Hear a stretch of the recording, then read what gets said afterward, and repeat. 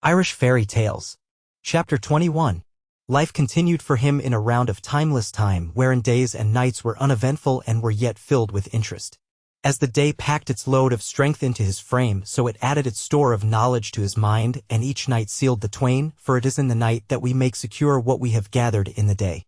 If he had told of these days, he would have told of a succession of meals and sleeps, and of an endless conversation from which his mind would now and again slip away to a solitude of its own, where, in large hazy atmospheres, it swung and drifted and reposed. Then he would be back again, and it was a pleasure for him to catch up on the thought that was forward and recreate for it all the matter he had missed. But he could not often make these sleepy sallies. His master was too experienced a teacher to allow any such bright-faced, eager-eyed abstractions, and as the Druid women had switched his legs around a tree, so fine gas chased his mind, demanding sense in his questions and understanding in his replies. To ask questions can become the laziest and wobbliest occupation of a mind, but when you must yourself answer the problem that you have posed, you will meditate your question with care and frame it with precision. Finn's mind learned to jump in a bumpier field than that in which he had chased rabbits. And when he had asked his question and given his own answer to it, Finegas would take the matter up and make clear to him where the query was badly formed or at what point the answer had begun to go astray. So that Finn came to understand by what successions a good question grows at last to a good answer. One day, not long after the conversation told of, Finegas came to the place where Finn was.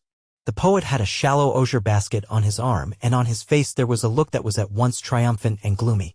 He was excited certainly, but he was sad also, and as he stood gazing on Finn his eyes were so kind that the boy was touched, and they were yet so melancholy that it almost made Finn weep. "What is it, my master?" said the alarmed boy. The poet placed his osier basket on the grass.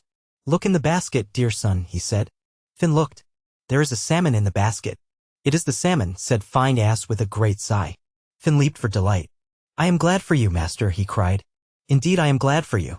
"And I am glad, my dear soul," the master rejoined. But having said it, he bent his brow to his hand, and for a long time he was silent and gathered into himself.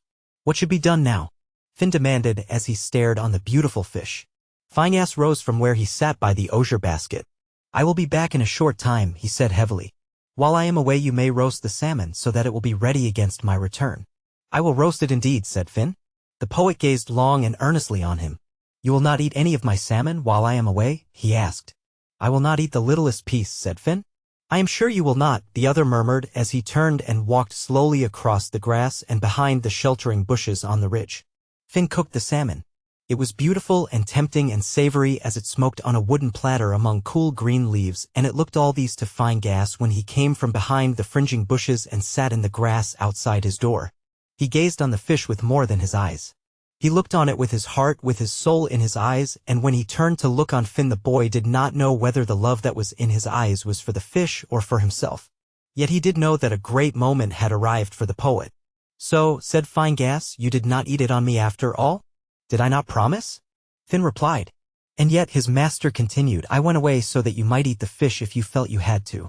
"Why should I want another man's fish?" said proud Finn. "Because young people have strong desires. I thought you might have tasted it and then you would have eaten it on me." "I did taste it by chance," Finn laughed, "for while the fish was roasting a great blister rose on its skin. I did not like the look of that blister, and I pressed it down with my thumb. That burned my thumb, so I popped it in my mouth to heal the smart. If your salmon tastes as nice as my thumb did," he laughed, "it will taste very nice." "What did you say your name was, dear heart?" the poet asked. "I said my name was Dame." "Your name is not Dame," said the mild man, "your name is Finn." "That is true," the boy answered, "but I do not know how you know it. Even if I have not eaten the salmon of knowledge, I have some small science of my own." "It is very clever to know things as you know them," Finn replied wonderingly. "What more do you know of me, dear master?" "I know that I did not tell you the truth," said the heavy-hearted man. "What did you tell me instead of it?" "I told you a lie." "It is not a good thing to do," Finn admitted. "What sort of a lie was the lie, master?" "I told you that the salmon of knowledge was to be caught by me according to the prophecy." "Yes. That was true indeed, and I have caught the fish. But I did not tell you that the salmon was not to be eaten by me, although that also was in the prophecy, and that omission was the lie." "It is not a great lie," said Finn soothingly. "It must not become a greater one," the poet replied sternly.